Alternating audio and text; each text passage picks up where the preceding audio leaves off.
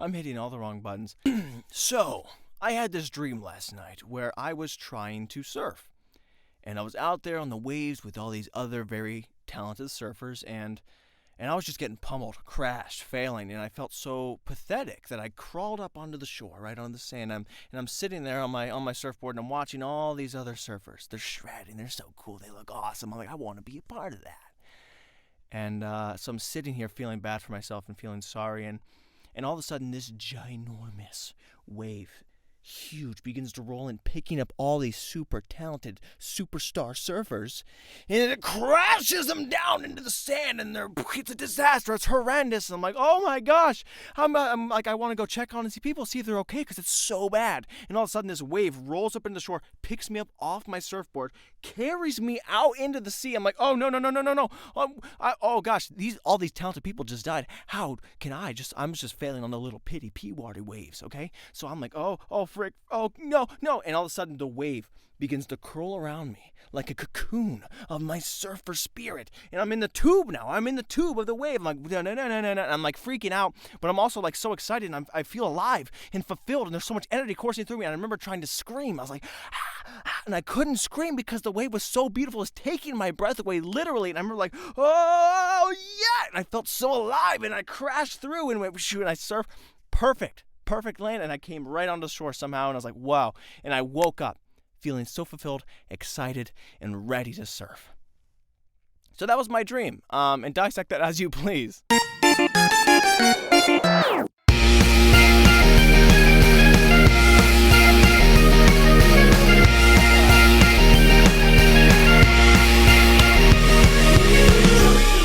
How many of us have them? Wow! Yeah, guys, that was my dream. Hope you guys enjoyed that. Dissect that as you please. I would do a little segment where I really detail and get into the stories of my dreams, and we can get really analytical, bring someone on here to break them down and get into the inner workings, the mind of, me.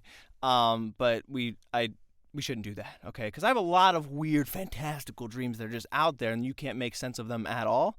Like I had one so my dad was at a crosswalk with an elderly woman, and she was hitting the walk button, right? And he wanted to go that way with her, but he wanted to touch the button first before her, and she hit it, and he was like, oh. And all of a sudden he reached into his pocket and pulled out 2 die, right? These little dice, little like Yahtzee. And he's just shaking it, and she like turns around. Here's the little jingle, like, what's going on? And he's just here, huh? Rolls, and the camera cuts. I'm watching the die. Lands on 2 ones, and he's staring her right in the eyes. He doesn't even look at the dice. And then she's like, what? And then he's like, snake eyes. And he clocks her right in the teeth. She gets knocked out, and he goes on his merry way. I mean, he still gets his dice to, attack whoever else is stopping him from going on the crosswalk. But those are my dreams. So, we can dissect them if you want, but it's probably not going to be for the best. So, I kind of just leave them out in the outer dreamosphere. But anyways, guys, welcome back to Full Circus. My name is Tristan Sartoris. Hope you're having a beautiful time, beautiful weekend. Let's go. Let's kick this thing off right with some smiles. I am trying my best, okay, to stay a little bit more relaxed. Okay, hear me out. I know you're like, oh, come on, this again? This? You've said this 50-something times, Tristan. How can I even believe you'll even attempt such a feat? Okay, look at this. Look at the casual attire. You dress for the role and the job and the person you want to portray, okay? Dress lazy, feel lazy, act lazy. You know what I'm saying? So what I'm going to do right here is grab my hands, slip them into my pockets, right? Now, it's hard to be excited and out of control when your hands are in your pockets, or else you're just looking like one of those inflatables outside of a car dealership. Hey! So anyways, I was saying to the guy, what? No way! So if I'm not gesturing, hopefully I can lay it back just a little bit more and really hone it in. So that's what I'm going to be trying to do if I can, but I'm really going to try my best, guys. And with that, I also haven't coordinated any notes really whatsoever for the podcast. Is this bold? Yeah, but we're a year in. We're over a year in. It's time to start taking some chances. So, maybe this podcast flops, maybe it doesn't, but I'll tell you this much. It is going to be a relaxed, smooth sailing. Or it won't be. I don't know. Listen, I've tried this so many times, so I'm trying to stay confident, and hopeful that I can really stick to my plans and stick to my guns, but I have enough evidence to back up that that's probably not going to happen. But regardless, guys, welcome back to the show.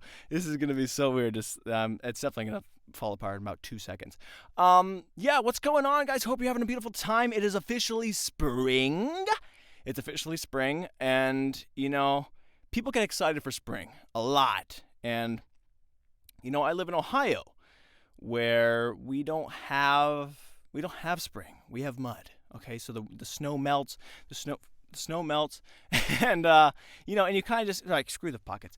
I'm done. Okay, I blew it. I'm sorry.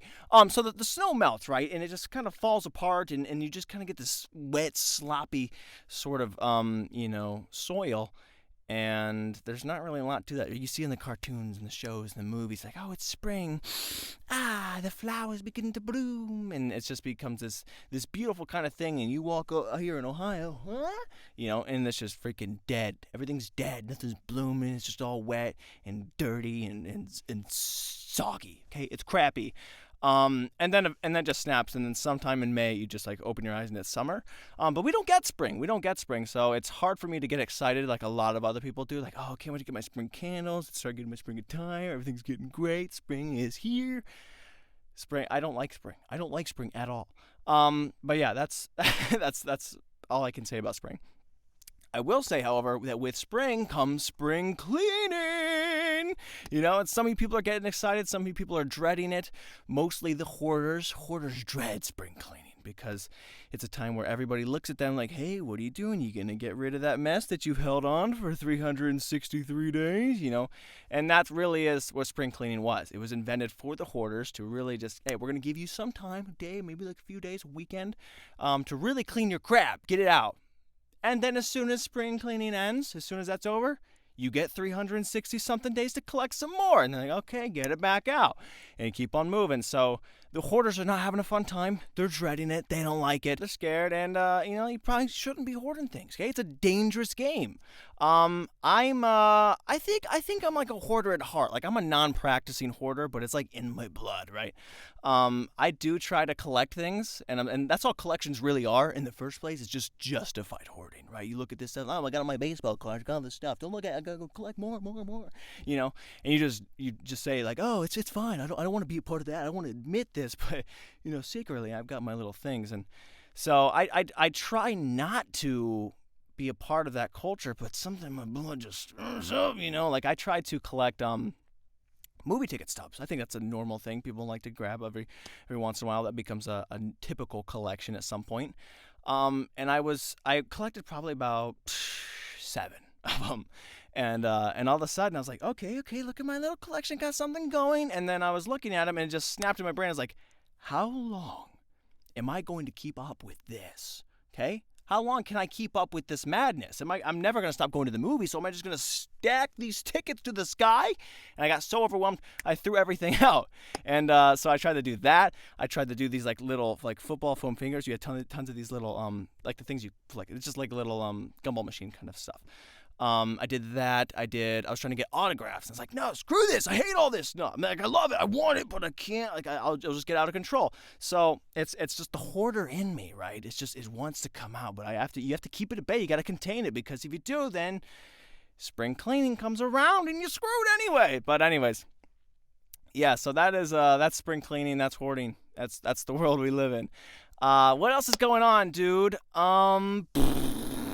I've been working on an audiobook. Okay, I had someone contact me and said, "Hey boy, we love your voice." Okay, and I said, "I know, but tell me more."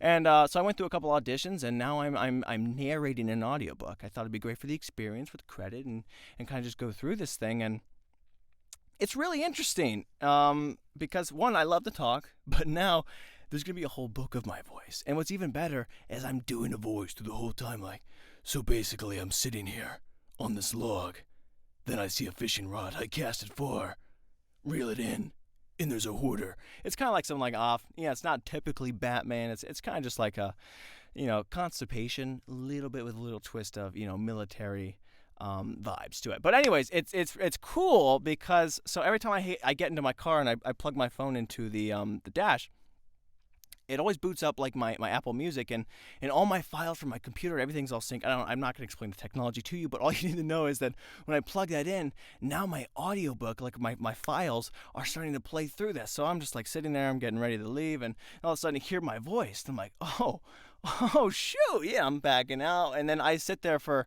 20 plus minutes listening to myself talk, saying the lines with me. I'm like, oh, man, good one. That was a good spot. Way to go, dude. I'm just like vibing and having a good time with me. And so whenever it is finished, I hope other people can enjoy that and have that same experience. But at the very least, I'm going to have a whole book of 13 hours of yours truly. Okay, hands in the pockets.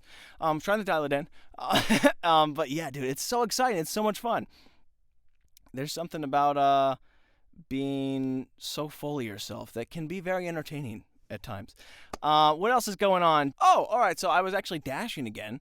And before I could do that, I had to go and get new temporary tags for my car because I didn't get plates yet.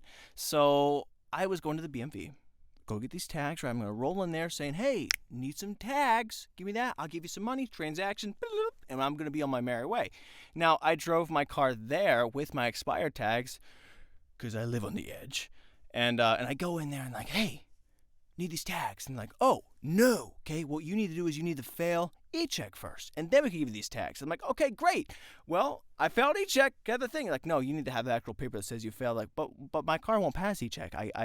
Can I just get it anyway? And they're like, no, you need to take your car up and go get it failed test, and then bring the failed documents back, and then you can do it. I'm like, but isn't that illegal? If I have to drive the car that already has expired tags, and I'll drive that up to the e-check thing, get a failed test, come back with that? Because they didn't know I had driven there. So like, okay, fine, live on the edge some more. I drive up, go get this failed check. I come back, and I'm like, all right, proof I'm a failure. So I give this thing, and I give them the title, and they're like, whoa, title isn't moved all the way in your name yet. I'm like, what? Okay, so I didn't got the official title. For some reason I thought I already had. And so they're like, okay, you actually got to go, it's like about 30 minutes south of here, and there's a specific place, the title bureau, and they'll get your name, everything will be all situated. I'm like, okay, great. So hopping back, living on the edge some more. And I'm going to get this thing title, and everyone's like, whoa, and huge lines all over the place. So I'm sitting there. I finally get there, and he's like, hey, sounds good, man. I can hook you up. I'm like, finally, someone says yes. Like, hey, it's going to be $63. What? Okay, do it. I'm not making any money yet. So then he does that, and I got to drive 30 minutes back. Go back to the BMV with all my documents. They're still waiting a long time, and I'm slamming everything down. I've been in this place like 3 times already because I keep going back and forth and back and forth. I'm like, here, I've done what you said, please, sir. And then they give me this little tiny paper finally that says you can drive for 30 more days. So I spent about, $85 in that whole, journey. And so now I can dash, guys. Now I can dash and go have some fun. And, we'll see how dashing goes. Maybe I'll find some fun stories. Maybe I'll find something good.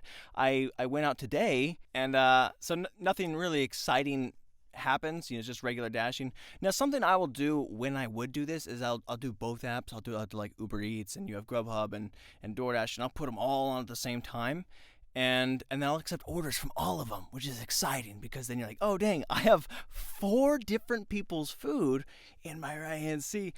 What's going to happen next? Who am I going to go to? Who's going to get upset? Which way will I go? And they all go in different varying directions. And I make it so stressful on myself. But I'll tell you what, it's exciting. It gets a little interesting. No pun intended. Oh, shoot, guys, interesting thoughts. What am I going to say for that? Interesting thoughts, dude. Interesting. What is interesting? Actually, you know what? Sometimes I get so caught up in my brain again. I'm like, man, what's interesting to the people, to the public? But I just got to remember, dude, that sometimes I got to need to stay in my own brain. What's interesting to me? What have I been thinking about this week? On the topic of spring cleaning, interesting thoughts. Here we go. Skip the details and the blobs. These are my thoughts.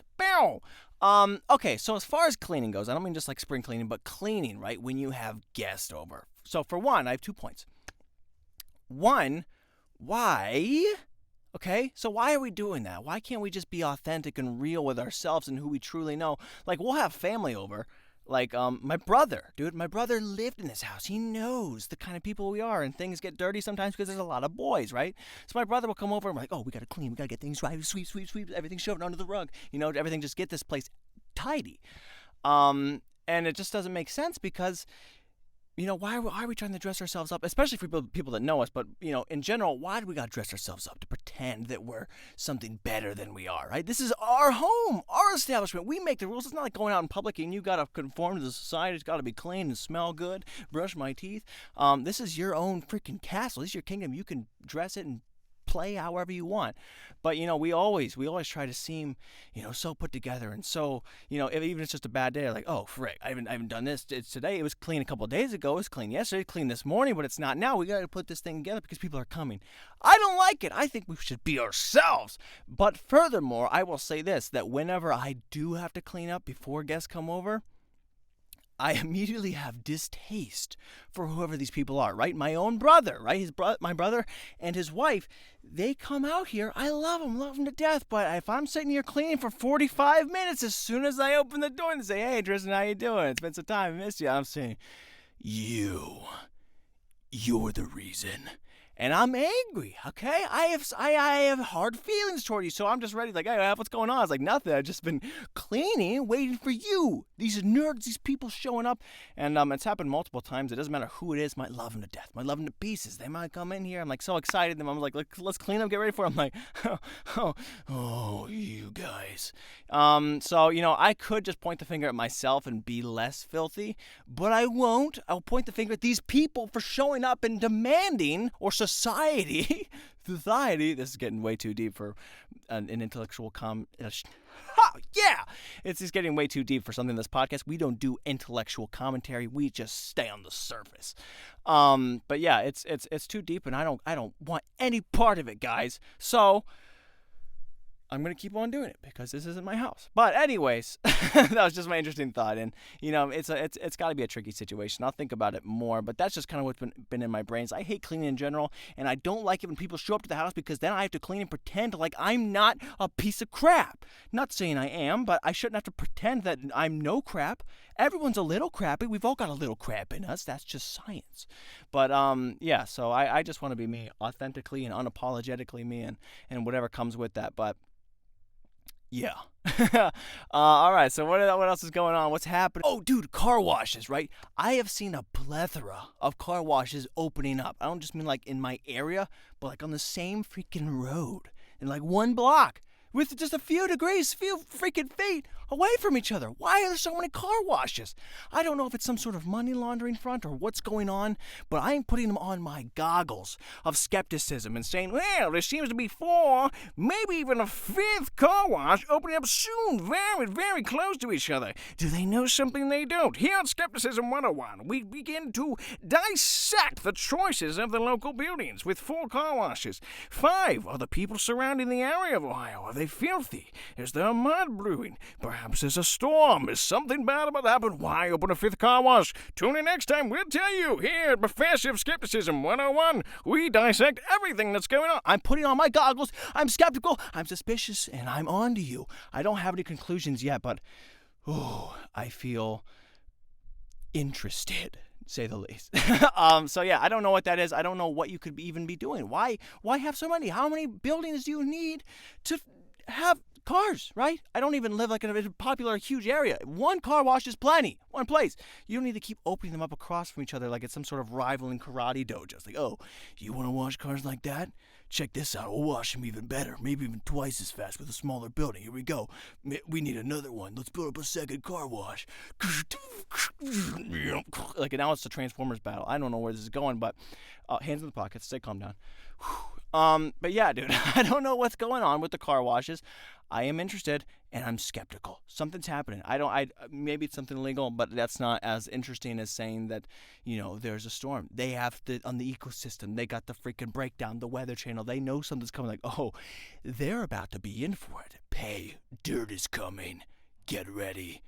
On my all-new audiobook, The 5th Car Wash, the storm was rising near, and all the people of Ohio started to scream. But when we opened up our 18th car wash, relief and justice was found. So anyways, I think that's almost everything I have to talk about today. I did not accomplish my goal of trying to stay chill and relax. I did get a little bit excited there, especially with the car washes, and the hands were definitely not in the pockets. But I had fun nonetheless, and I hope this was a good podcast. Hope you guys had fun. Hope it made you smile. Hope you're having a beautiful time. Hope you guys are not hoarders, but if you are, this is a good time to make the change and make the turn, because it's spring cleaning time. It's time to really take hold and take accountability for our actions and just really move on to that. Because how long can you collect? You can't do it forever. Okay? So clean that out and make room for some more collections, and then kill it. You're just following the same path. So if you have space in your house or something like that you feel like you have to keep filling it and collecting, this is, as a psychology, not a major, but I did take psychology in college. Hoarding, technically, what I would say, hoarding is, it seems to be a problem with people who feel they have an empty spot in their life, and they begin to feel it, but not with, the plethora of other outlets and things that we seem to fill ourselves with that can be more deadly, such as tobacco or drugs or alcohol, but they seem to fill the physical space around them rather than looking inside. They begin to fill outwards to feel complete and whole. And if you had that kind of space, sorry, I was breaking character, begin to fill it with something healthy, something positive. Build a home gym. If you have an extra room, build that space, and don't begin to fill it with such minutia, right? So I would say that, and I don't know who all the characters blend together, because I did say yeah. Guys, hope you have a beautiful time, and get ready for the spring cleaning. Don't clean up if people are coming near. So I don't know. We're playing both sides of the fence. But guys, love you so much. Have a beautiful weekend. This is Full Circus. Yeah!